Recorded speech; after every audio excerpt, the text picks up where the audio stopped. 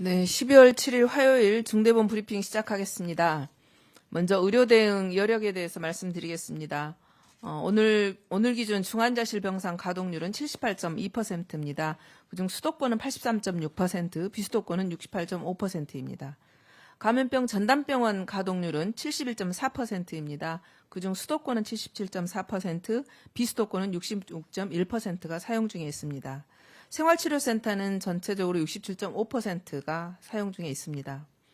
어제 재택치료로 배정받은 그 신규 확진자 수는 2,368명이 되겠습니다.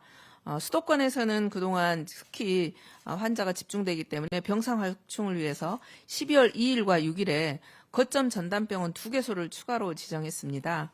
거점 전담병원이라고 하는 것은 중환자실이라든지 준중환자실, 또 비롯해서 병상의 상당수를 코로나만을 보거나 또는 일부를 코로나를 보면서 코로나 진료에만 집중하는 그런 병원이 되겠습니다.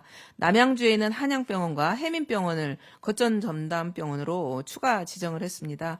그래서 이들 병원들은 병상 전체를 코로나19에만 집중해서 진료를 담당하게 됩니다. 지금 이 두 병원으로 보면 중환자실까지 지금 포함이 되어 있고요. 약 한 600개의 병상을 코로나 진료에 활용할 그럴 계획에 있습니다. 그럼에 따라서 이제 거점 전담병원 중 모든 병상을 코로나19의 진료에만 활용하는 병원은 기존에 이제 2개소밖에 없었는데요. 4개소로 확대됐습니다. 그래서 총 코로나19 거점 전담병원은 이제 15개소가 되겠습니다. 지금 병상도 꾸준히 지금 저희들이 확보를 하고 있는데요. 일주일 전에 비교했을 때 중환자실의 경우에는 약 100병상 증가했고요. 준중환자실 경우에는 한 138병상을 늘렸습니다. 그리고 감염병 전담병원은 930병상이 추가로 확충됐습니다. 그래서 정부에서는 그 단계적 일상 회복에 대비해서 가장 중요한 병상 확보를 위해서 최대한 노력을 하고 있습니다. 이제 3차 유행하고 저희들이 비교해 봤을 때요. 이제 3차 유행이 작년 12월 초 시작됐다고 한다면 그때 당시 중환자 병상은 550개 정도였습니다. 그런데 현재 중환자 병상은 1254개, 또 중환자 병상과 거의 유사하게 운영하고 있는 준중환자 병실도 623개로 해서 총 중환자를 볼 수 있는 병상은 1800개 정도의 병상을 운영하고 있습니다. 그리고 감염병 전담병원 같은 경우도 보면 작년에 4,600병상이 있었습니다. 근데 지금 현재는 11,829병상으로 약 2.5배 정도가 증가된 상태입니다. 생활치료센터 역시 작년 4,400개를 확보를 했었는데 지금은 4배 가까운 규모로 지금 운영을 하고 있습니다. 이렇게 저희들이 병상과 또 생활치료센터를 준비해 왔음에도 불구하고 고령층의 감염과 또 중증 환자 숫자가 많아지면서 병상 여력이 이제 갈수록 좀 줄어들고 있는 상황입니다. 그래서 정부에서는 앞으로도 병상 수를 일단 기본적으로는 병상 수를 신속하게 확충하기 위한 노력들을 계속 할 것입니다. 우리 국민 여러분들께서도 중증 환자를 감소시키기 위한 그런 노력을 위해서 모임이라든지 약속을 좀 최대한 줄여주시고 또한 예방접종에 적극 참여해 주실 것을 당부드립니다. 특히 60세 이상의 고령층 같은 경우는 더욱 주의를 해주셔야 될 것 같고요. 예방접종 2차까지의 접종 효과가 예상했던 것보다 빨리 효과들이 줄었기 때문에 3차 접종, 필수 접종이라고 생각하시고 반드시 3차 접종에 참여해 주실 것을 다시 한번 당부드립니다. 어제 중대본회의가 있었습니다. 중대본회의에서는 범정부 특별방역 점검기간 운영에 대해서 집중 논의를 했습니다. 확진자와 이중증 환자가 증가함에 따라서 범정부적 방역 역량을 강화해야 될 필요성이 있습니다. 그래서 12월 한 달을 특별 방역 기간으로 설정을 했습니다. 그래서 각 부처의 장관을 방역 책임관으로 지정을 했고요. 현장의 방역 상황을 직접 점검할 예정에 있습니다. 또 이와는 별도로 부처별로 현장 점검팀을 구성해서 관련 시설에 대해서 연말까지 점검을 강화할 계획입니다. 특히 문화체육관광부에서는 방역 패스가 지금 확대 되게 되는 시설, 공연장, 또 PC방, 또 실내 체육시설 등을 포함해서 13종의 시설에 대해서 점검을 강화하기로 했고요. 또한 그 식품의약품 안전처 같은 경우도 연말연시를 앞두고 이제 모임과 행사가 많은 음식점, 또 유흥시설 등에 대해서 중점적으로 방역 패스 준수 여부들을 점검할 계획입니다. 특히 이제 일주간의 계도 기간을 고려해서 한 주간 정도는 영업자와 이용자를 대상으로 안내를 하고 홍보를 할 계획이 있습니다. 계도 기간이 끝나는 다음 주부터는 본격적으로 방역 패스 이행 여부에 대해서 철저하게 점검하고 불이행 시에는 과태료를 매길 예정입니다.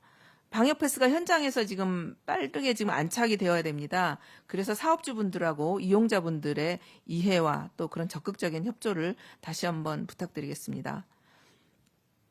접종을 완료하신 분들은 이제 다중이용 시설을 이용하시기 전에 이제 방역 패스 적용을 하려면 스마트폰에 전자증명서를 활용하시면 되고요.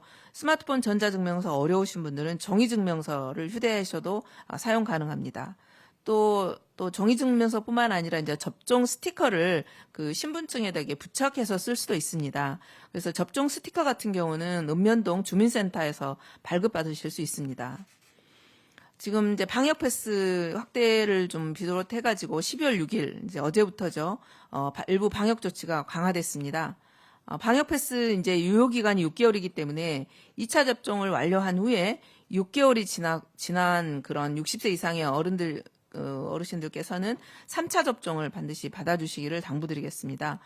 또 고령층의 감염 취약시설인 요양병원 그리고 요양시설의 3차 접종률은 현재 82.9%이고요.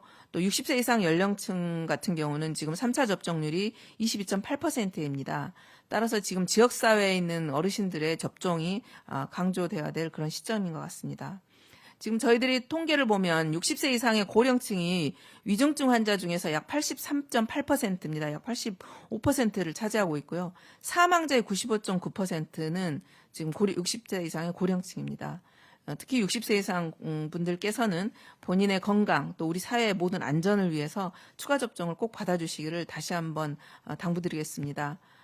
또한 아울러 지금 확진자들 중에 반 정도는 미접종 전체 18세 이상의 예방접종률이 90%가 넘음에도 불구하고 60세 이상 같은 경우 확진자는 반 정도는 미접종자입니다. 따라서 미접종자들께서 다시 접종을 받아주시는 것도 굉장히 중요한 문제입니다. 그래서 아직까지 접종을 안 받으신 분들 예방접종 받아주실 것 다시 한번 부탁드리겠습니다. 특히 이제 수도권의 고령층 같은 경우 위험이 가장 커지고 있습니다. 그래서 모임, 약속 좀 자제해 주실 것을 당부드리겠습니다. 또 하나의 연령층으로 18세 이하 청소년들에 있어서 감염이 계속 늘고 있습니다. 지난 한 주간의 일평균 18세 이하 확진자 같은 경우는 700명대를 넘었습니다. 또 어느 날은 하루에 한 950명 정도가 발생하기도 했습니다. 청소년들에 대한 그 예방접종의 효과는 지금 점점 더 분명해지고 있습니다. 지금 16세 연령별로 보면 16세에서 17세 접종 완료율은 약 64% 정도고요. 12세에서 15세 같은 경우는 13.1%보다 좀 낮은 편입니다. 그래서 12세에서 15세 인구 연령대에 해당되시는 분들은 지금 코로나19 발생률이 지금 인구 10만 명당으로 하면 12.4명입니다. 그래서 16, 17세의 어떤 2배 정도에 해당이 되고 있습니다. 그래서 청소년들의 감염 확산을 차단하고 또 대면 수업의 학교 수업이 정상적으로 운영하기 위해서는 청소년들의 예방접종에 대한 제고가 조금 필요하기 때문에 저희들이 방역 백스를 확대한 상황입니다. 따라서 아직 접종을 받지 않으신 청소년들의 경우에도 적극적으로 예방접종에 참여하실 것을 당부드리겠습니다. 이번 위기를 극복하기 위해서는 국민 여러분들의 참여와 협조가 무엇보다도 중요합니다.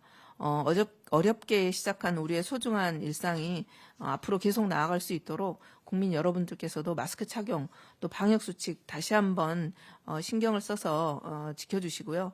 또 정부도 아울러서 모든 총력을 방역과 의료 대응에 앞장서서 나갈 수 있도록 하겠습니다. 감사합니다.